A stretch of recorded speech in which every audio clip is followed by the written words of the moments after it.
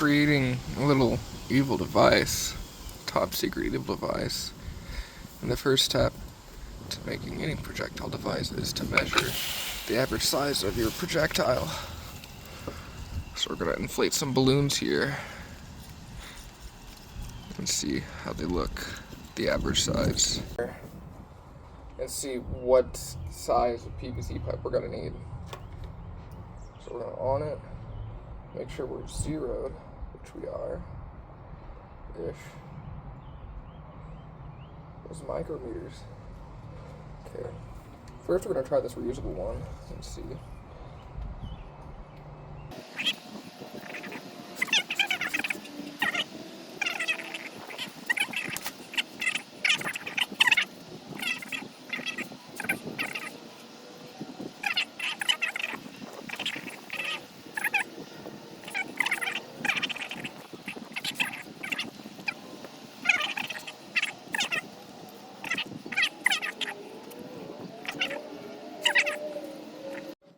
Okay, so I know nothing about flow rate, but the theorem running this idea now is that what we're going to do is we're going to have pull up this one. So we're going to have an air battery that holds air. There's going to be like a Schrader valve here. We put air into it around 90 pounds, not necessarily 90 pounds. We need to see what size pipe first because the pressure max varies. And the general idea is we're going to have an air battery that feeds into a water container that pushes the water out, which will in chain push our projectile out. Now I've thought up two different ways to do this, where we have a air container at the side, then a water container at the bottom, so that way water won't fill this prematurely, and we can get better acceleration with less mass. The other way is to have a pressure container level with our barrel, and then the water container vertically stacked below it, which will reduce the amount of pipe we'll need theoretically. And that's if we even need a water container in the first place. The idea behind that is that since our water balloons are not going to be perfectly sealed against our barrel, we'll need some form of seal provider, or we'll need something that the water balloon is buoyant in to be propelled at the same time. And using water to propel the water balloon may work.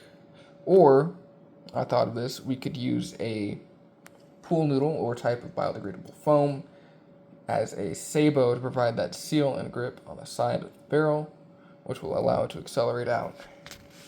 Anyways, we're going to go take a look at some cool stuff at Lowe's. Alright, so we got some connectors done. We've got a T, it's a sanitary T because it's the only one I could find. It's got a Schrader valve in it, not very well done, may have to redo that at some point. Got an elbow to go to a pressure chamber, another elbow to go to a pressure chamber, and a reducer to go from the pressure chambers to the actual tube. The tube has also been bonded. We're going to let these cure, so as the caps once I get those on. And we'll see how it looks tomorrow.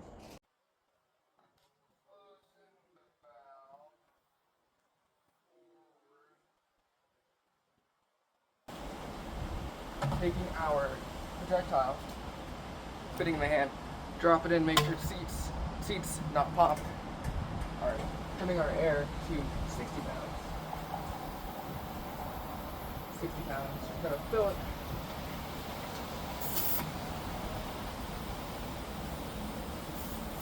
As it's filling, we're losing air, so we're gonna turn it up.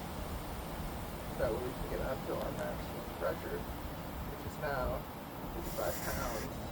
45 pounds. 45 pounds of pressure in. I'm gonna angle this thing. Fire. Woo!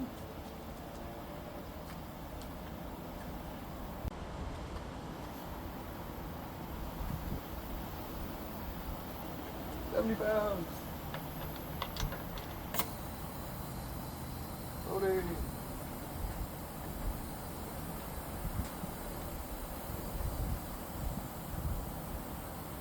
£60. Angle. Fire. Woo!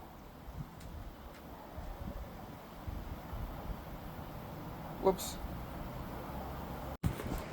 So what just happened there was because I hadn't glued our main receptacle yet, the pressure of 60 pounds managed to push them apart, which is pretty impressive considering that 40 and 50 had not managed to do that.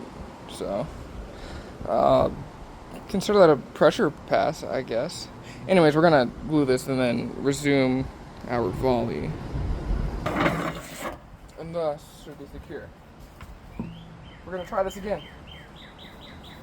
So, we have our water-filled balloon cup. I'm gonna pour this in. Balloon in. Balloon's intact.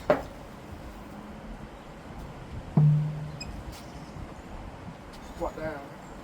Close the valve. Alright. Take our air. Pump our output. 60.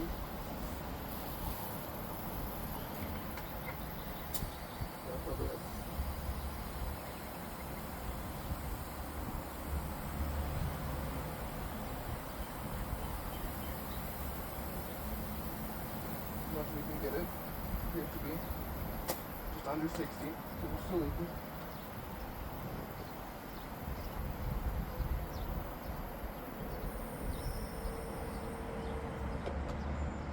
But we are now airtight. So, fire this thing.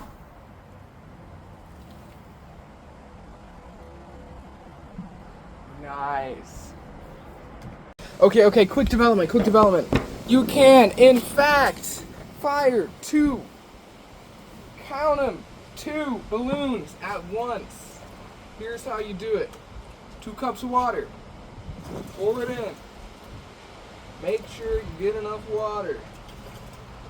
Otherwise, it's an unhappy day. Alright. 1 balloon in. 2 balloons in. Set it. Valve closed. Pump in about 40 pounds of air. Turn that knob. Or if you have a calculator air filler, good for you. Get it up there. Go.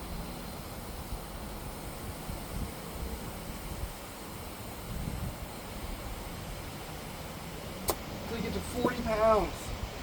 Set. Point them. Fired. 2 balloons going out.